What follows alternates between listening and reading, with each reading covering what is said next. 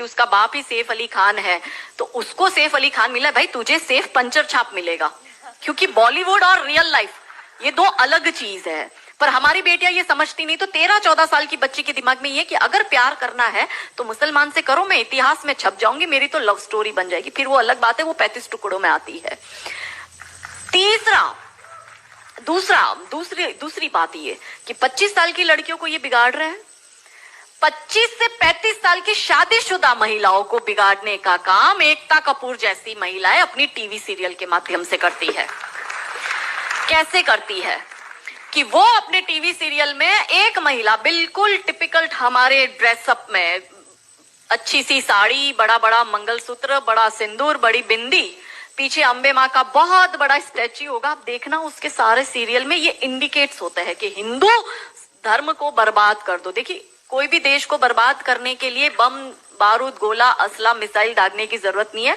आप उस देश की सांस्कृतिक व्यवस्था, शैक्षणिक व्यवस्था और पारिवारिक व्यवस्था को खत्म कर दो, वो देश अपने आप खत्म हो जाएगा।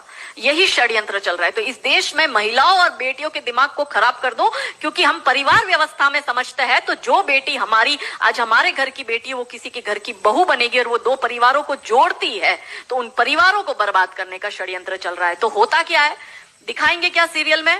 प्यार एक से करेगी, शादी दूसरे से करेगी, फिर जीवन में कोई तीसरा आएगा, दूसरा मर जाएगा, फिर चौथा पसंद आएगा, फिर दूसरा जो मर गया वो जिंदा हो जाएगा, फिर कंफ्यूज हो जाएगी चौथे के साथ जाओ कि दूसरे के साथ जाओ। यही दिखाती है वो। क्या सच में यहाँ जो मेरी महिला, मेरी बहनें बैठी, वो बताओ कि क्या हम हिंदू महिला है 4-4 पुरुषों के साथ संबंध रखती है? बताओ, जोर से बोलो। क्या हमारे परिवारों में ये होता है कि हम एक को पसंद करते हैं, हम दूसरे से शादी करते, फिर हमें तीसरा पसंद आता है, फिर हमारा मर जाता है पति, फिर हमें चौथा अच्छा लगता है, और जो मर गया पति वो सडनली जिंदा हो जाता है, फिर हम कंफ्यूज होते हैं हम किसके साथ जाए?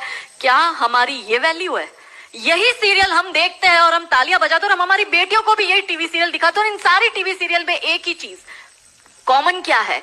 जो सास है वो 1 नंबर की नालायक, जो ननंद है वो 1 नंबर की नालायक, और ये दोनों बहू के खिलाफ प्लानिंग करेगी। तो अब जो वनरेबल बेटी अपनी माँ के साथ वो टीवी सीरियल देख रही है, उसका दिमाग कैसे खराब होता है, उसको पहले से ही, जैसे अनकॉन्शियस माइंड में चीजें कैसे काम करती है, उसको दिमाग में पहले ही बैठ जाएगा कि मेरी सास भी मुझे ऐसी ही मिलेगी। क्यों हमारे हिंदू परिवार टूट रहे हैं? क्यों आजकल हमारी बेटियों को ज्वाइंट फैमिली में रहना पसंद नहीं आता है? उसे शादी के दूसरे दिन अलग होना है। वो पहला फोन अपनी माँ को करेगी और माँ कहती है ज्यादा चिक चिक करे तो तू आ जाना मेरे घर में। हमारे माता पिता ने हमें ये सिखाया था कि तेरी डोली उठ रही है, तू इस घर में वापस तभी आएगी जब तुझे प्यार से आना है, तू तेरी अर्थी वहीं से ही उठेगी, हमें तेरी घर में एंट्री नहीं देंगे। ये हमें बचपन में सिखा दिया गया था। इसलिए आज भी हम जॉइंट फैमिली में रहते हैं, हम ससुराल में रहते हैं।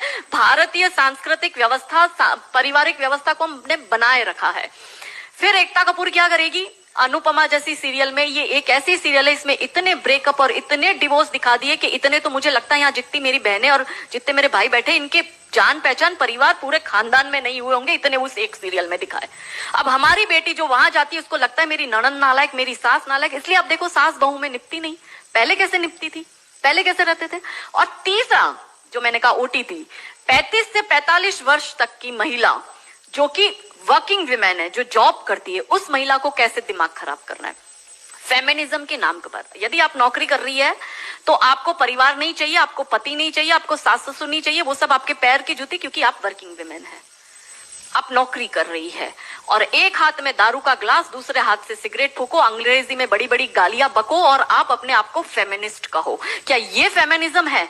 ये फिल्म क्यों नहीं बनाते नायिका देवी पर, दुर्गावती पर, रानी कमलावती पर, रानी चिन्नमा पर, रानी अब्बका पर, रानी लक्ष्मीबाई पर? ये ऐसी फिल्म क्यों बनाते हैं? ये बनाए रानी नायिका देवी पर फिल्म के जिसने मोहम्मद गौरी को नपुंसक बनाकर गुजरात से मार के भगाया था और वो 13 साल तक वापस भारत में नहीं आया था। ये इसलिए नहीं बनाएंगे क्योंकि भारत की बेटी को करीना खान बनाकर उसकी कोख से तैमूर और जहांगीर पैदा करवाने हैं। बहुत बढ़िया, बहुत बढ़िया। ये नहीं चाहते कि हमारे देश की बेटी दुर्गा